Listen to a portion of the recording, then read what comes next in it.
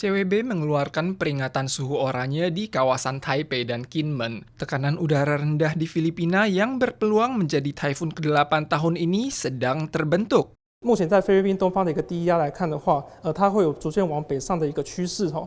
那可能为明天来讲，会带一些水汽到台湾的东半部地区。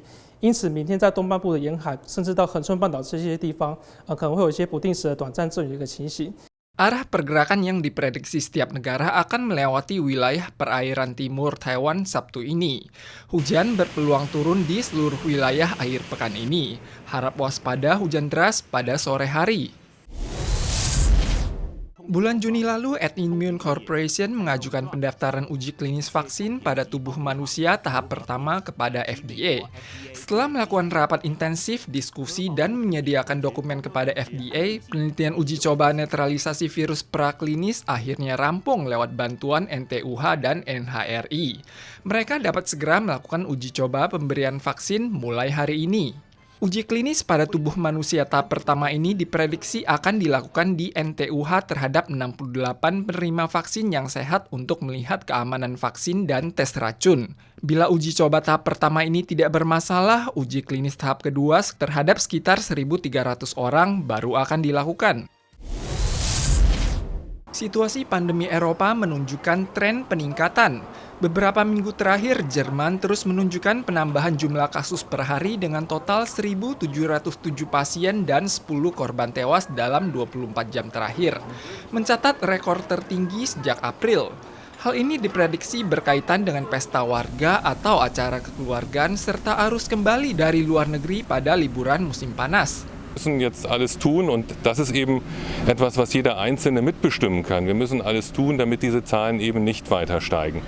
Situasi di Perancis juga tidak optimis dengan total 4.711 kasus positif tanggal 20, menembus angka 4.000 kasus dalam satu hari untuk pertama kalinya sejak Mei lalu. Spanyol melaporkan 3.349 kasus pada tanggal 20. Ibu kota Madrid melakukan screening virus skala besar dengan meminta warga untuk melakukan pemeriksaan di rumah sakit. Menjelang masa masuk sekolah, pihak otoritas dikritik karena masih belum mengeluarkan langkah aman.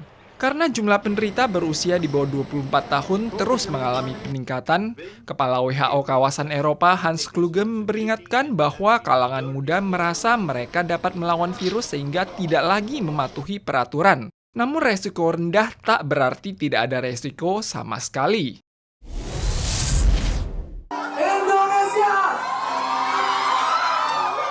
Pada hari libur, banyak PMI yang berkumpul di mal bawah tanah TMS dan mendengarkan irama lagu yang terdengar akrab di telinga mereka. Karena personel band di atas panggung itu juga merupakan rekan PMI setanah air. Banyak PMI yang menggunakan waktu luang mereka untuk membentuk band musik. Salah satunya adalah Cider Rose yang dibentuk oleh 6 PMI yang bekerja di Taoyuan, Yangmei, dan Taipei. Cinta terhadap musik memotivasi mereka untuk menggunakan setiap hari libur untuk berlatih musik. Di sini kita bisa belajar musik kayak gimana, berbagai genre juga banyak di sini. Jadi kita bisa belajar lah dari situ gitu. Selain menampilkan karya sendiri, Cider Rose juga kerap membawakan musik rock. Mereka sering diundang untuk mengisi berbagai acara PMI. Mereka terakhir tampil di acara Summer Music Festival. Aji yang merangkap sebagai ketua band dan pemain bass menyatakan hobi musik inilah yang telah menyatukan mereka selama ini. Di samping kita memang udah hobi di musik, ya kita pengen mengisi hari libur kita biar dengan hal yang positif lah, kayak bermusik kan hal positif juga kan. Banyak PMI yang memanfaatkan waktu luang untuk membentuk band. Di samping meneruskan aspirasi musik mereka, hal ini juga dapat mengusir rasa sepi selama bekerja di negara asing. Walau sebagian besar personel band harus kembali ke kampung halaman setelah kontrak kerja mereka selesai, mereka berharap band ini dapat terus bertahan melalui kegigihan para anggota barunya.